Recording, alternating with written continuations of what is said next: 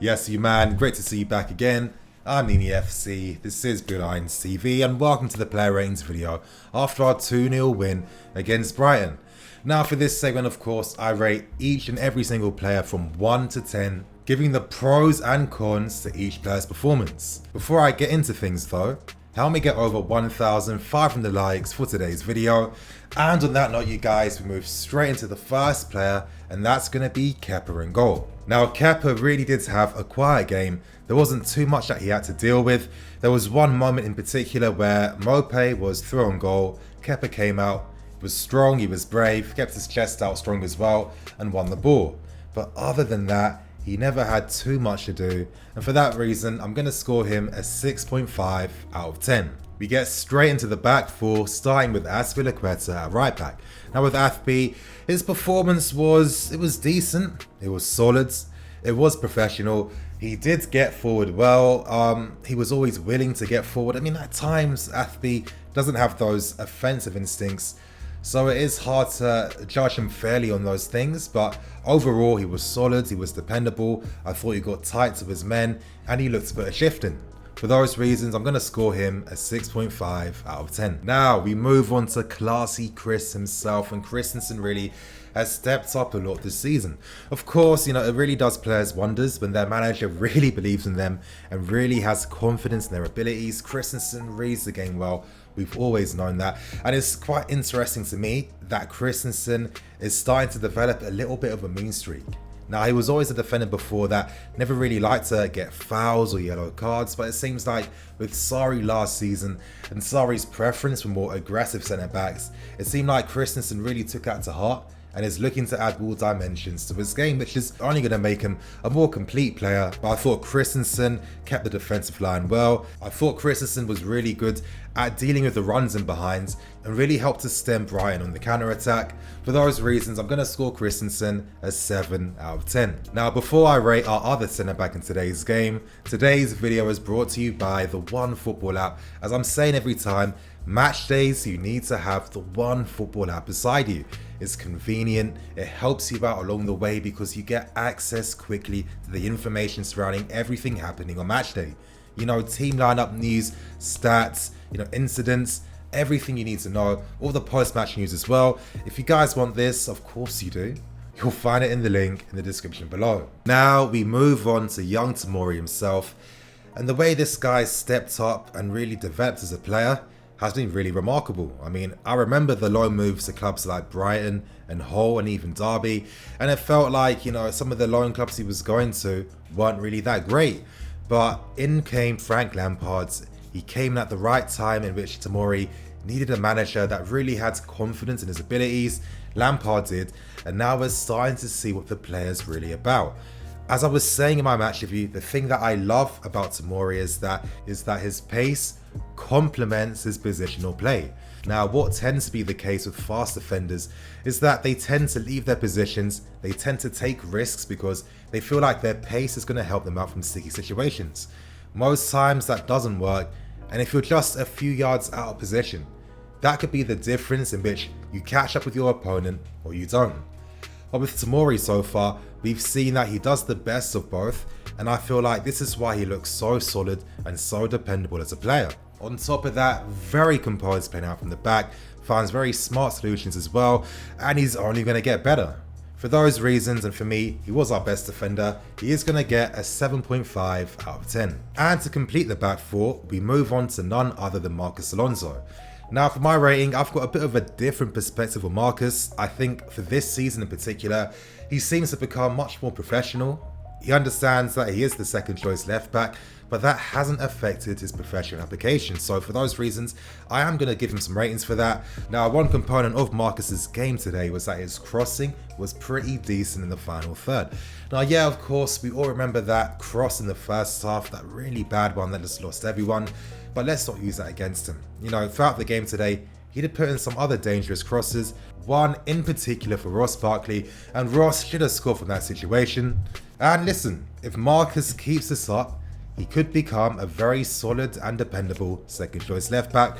For those reasons, I'm going to score Marcus a 6.5 out of 10. Now we move into the midfield players, starting with Jorginho, and Jorginho of course typically buried his penalty, and in his performance today I thought it was very accomplished. I mean, one thing I liked about him today was that he was constantly a passing option and he was very impressive in his pressing game. You know, a lot of times he was starting the press and then I'd find him back in that same position before, and it seems like he is trying to work a lot more on his positional play.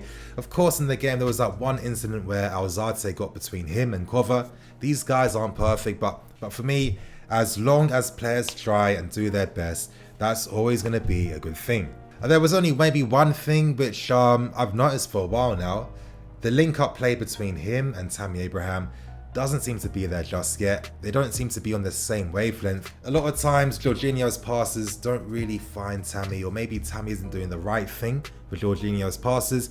Maybe they need more time. But on that note, you guys, my final score for Jorginho is going to be a 7.5 out of 10. Now we move on to Ross Barkley, and my god, was Ross pretty poor today. Very slow, and as I'm saying, he just doesn't complement the team.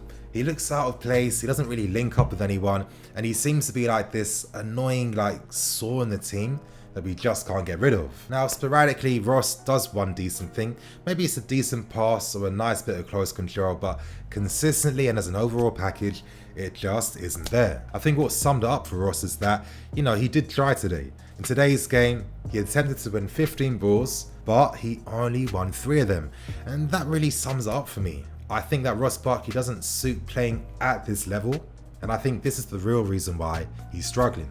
For those reasons, I'm going to score Ross a 4 out of 10. Now, before we complete the ratings, you guys, if you want any club official merchandise, you know that I'm looking good wearing our new season gear. As you can see, I got the zip up jumper right here, and I'm telling you, it fits good, it hugs the sleeves really well. And if you've got a frame like me, I would recommend maybe going a size above. But if you're lean, if you've got muscles for days, if you get it in your normal size, it's gonna look banging on you. If you guys want to get any of the gear, you'll find links in the description below. Now, we move on to the attacking players. I'm going to start with Willian, and for me, he was our man of the match. I thought he was the best player. His overall game today was on point, and what really impresses me about Willian so far this season is that he really looks like a man reborn. Now, of course, some people may focus on the negative aspects of his game, but for me, I think they're overlooking the bigger picture. I think that they use Willian's pass against him too much, and I'm saying it's a new season. You know, if you're seeing that for the past few games he has been good, maybe take it a bit easy. How about Willian suits playing in this system, and this is why maybe it's getting the best out of him. Of course, we'll get final concrete answers as the season develops, but right now and in today's game, Willian was on point. His build-up play, his maturity, and that's what I like.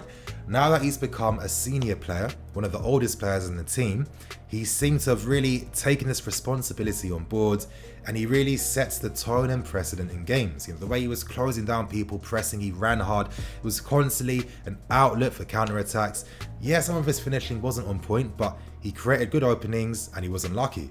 For me, very impressive game, and for that reason I'm going to score Willian an 8 out of 10. We move on to Pedro, and yeah, Pedro was pretty skillful in today's game. A lot of nice pieces of flair and skill, and the player does possess this. I thought that some of his passing between the lines was decent as well, but Pedro is one of those players that maybe, you know, you forget about a bit too much. Of course, a lot of his best work is off the ball, but in today's game I felt like maybe we played a bit too narrow in the first half, but yeah, it was okay. It wasn't a bad performance. It just wasn't anything special. For that reason, Pedro is going to get a score of 6 out of 10.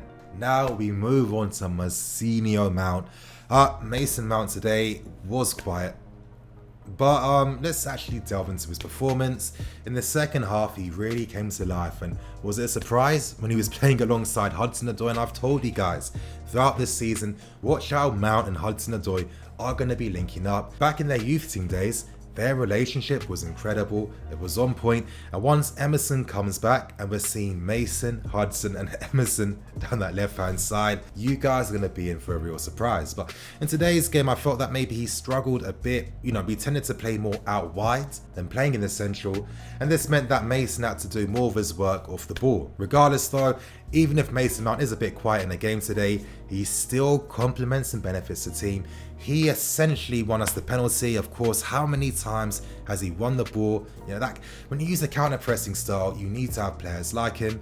Another time that his defensive application has gone on to benefit the team, and it's reasons like this why Frank Lampard really depends on Mason Mount. But Mason Mount's final score, I'm going to score him a 6.5 out of 10. Now, to end things with the first team lineup, we move on to Tammy Abraham. Now, Tammy Abraham for me showed that, you know what, this guy really is a Chelsea striker.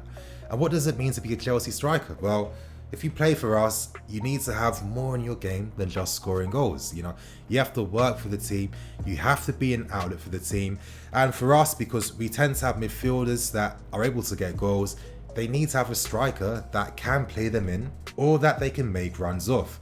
And with Tammy Abraham today, he showed that he is the striker to help us out. Now, when I'm comparing him to guys like Morata and Torres, and these guys cost us more than 100 million.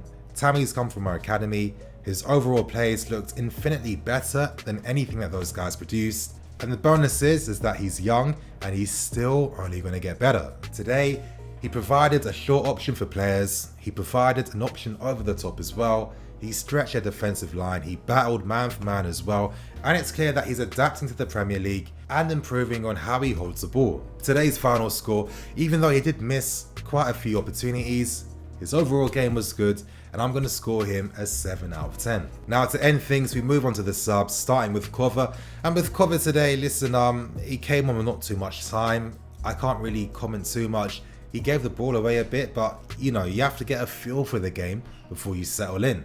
He's going to get a standard score of 6 out of 10. We move on to the star man himself, Callum Hudson-Odoi, finally coming back to make his Premier League appearance. And with Callum, today the guy looked professional, he looks mature, and what I loved about him was just how confident and composed he looked. Now with Callum, most times you only think about his ability to beat a man, but the guy is a football player. He's a Chelsea Academy product, meaning that we produce top quality football players.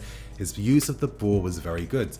On the counter-attack, he really helps us with our incision, with our speed, you know, constantly finding the right options. His movement and relationship with Mason Mount and Tammy Abraham worked a few times as well.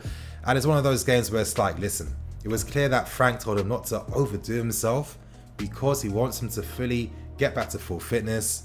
And for that reason, I'm going to score Hudson-Odoi a 7 out of 10. And to end the player ratings video, we move on to none other than Mitchie himself, and I sympathise with Mitchie. I feel like he does need more minutes, but with Tammy Abraham in front of him, that's going to be hard.